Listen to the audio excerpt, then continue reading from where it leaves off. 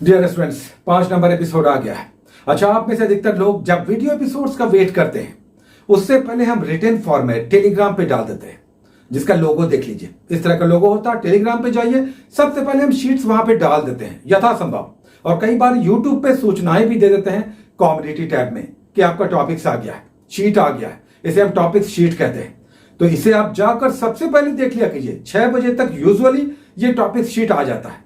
कभी थोड़ा सा डिले हो जाता है, कभी अर्ली भी आ जाता है, और उसके बाद कुछ घंटों के बाद यूजुअली इसके वीडियो एपिसोड्स आ जाते हैं, जिसमें बता दिया जाता है कि ये सारे टॉपिक्स कैसे आप करेंगे। अच्छा, किसी किसी दिन वीडियो एपिसोड्स नहीं भी आते हैं, केवल टॉपिक्स आपको दे दिए जाते हैं, ताकि कम से कम आपकी पढ़ाई चलती रहे। चूंकि डेली आ रहा है तो डेली हो सकता है वीडियोस नहीं आ पाए, तो आपको टॉपिक्स मिल जाएगा।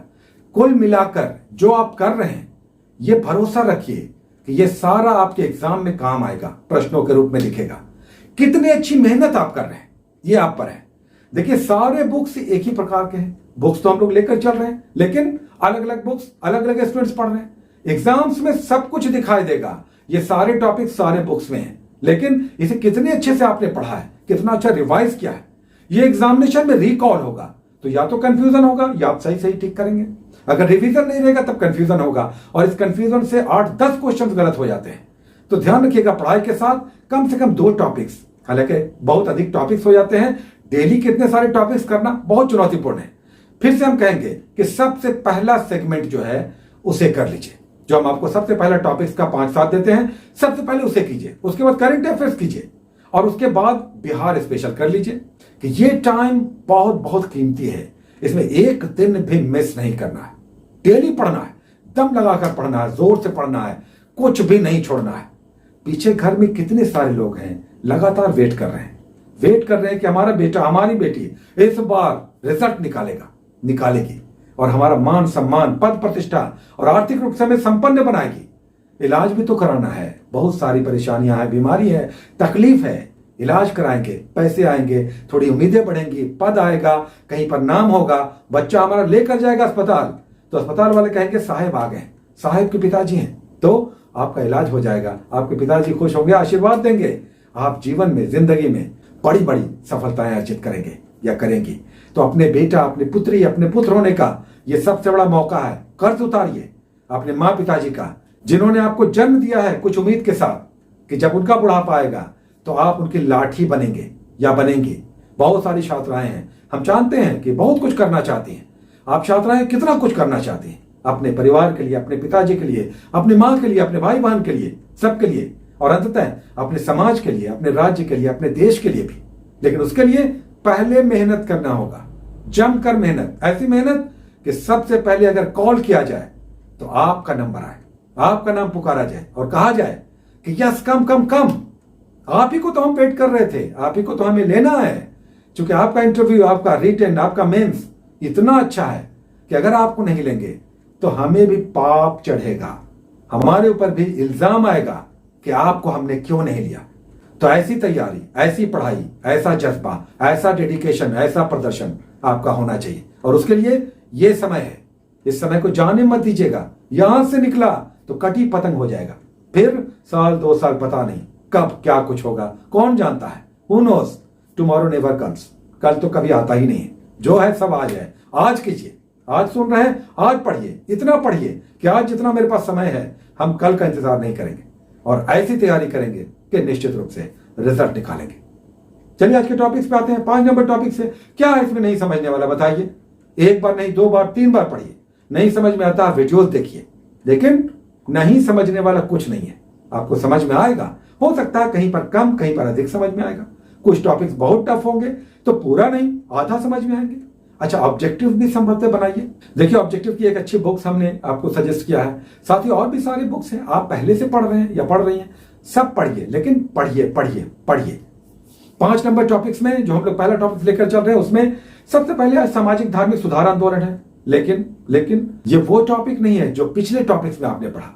इसमें बॉक्स बनाकर दिया हुआ है।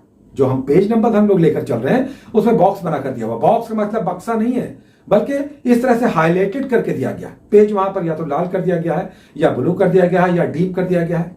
यानी उस टॉपिक को, वो जो पोर्शन है उसको हाईलाइटेड कर दिया गया, उसी को हम बॉक्स कहते हैं।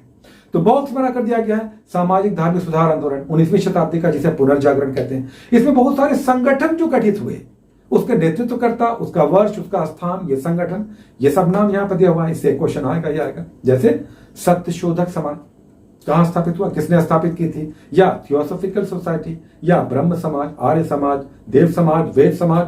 तो ये सब आपको आज के पहले टॉपिक्स में दिखाएगा। दूसरा टॉपिक्स ज्योग्राफी का है। ज्योग्राफी में क्लाइमेट है। अब क्लाइमेट में हम लोग क्या पढ़ते हैं, 4 क्लाइमेट है हमारे देश में, 4 प्रकार के मौसम है। इसमें मुख्य रूप से वर्षा ऋतु या मानसून आपको समझना है। मुख्य रूप से वर्षा ऋतु, मानसून समझना है। अब ये वर्षा ऋतु कहां से कैसे सबसे पहले देश में इन करती है, दक्षिण पश्चिम मानसून या उत्तर पूर्वी मानसून क्या है, लौटता हुआ मानसून क्या है, इसमें कहां कहां वर्षा होती है, नॉर्थ वेस्टर क्या है, काल बैसाखी क्या है, मैंगो शावर क्या है, ये सब यहां पे दिया हुआ है। इसे डिटेल्स आप कीजिए। सारे मौसम को, जलवायु को करना है, क्लाइमेट को। उसका इंडियन पॉलिटी है। इंडियन पॉलिटी में आज है प्रस्तावना और अनुसूचियां। प्रस्तावना यानी प्रियम्बुल, यानी संविधान का दर्पण। अभी हमने संविधान खोला नहीं है, अभी आपने संविधान के पेजेस नहीं खोले, बल्कि उसका फ्रंट आप देख रहे हैं। इसे कहते हैं संविधान का दर्पण। इस प्रस्तावना में क्या है, जब आप पहला अनुच्छेद नहीं पढ़ते हैं, उससे पहले आप प्रस्तावना पढ़ते हैं। सबसे पहले तो प्रस्तावना के लाइंस को आपको याद कर लेना है।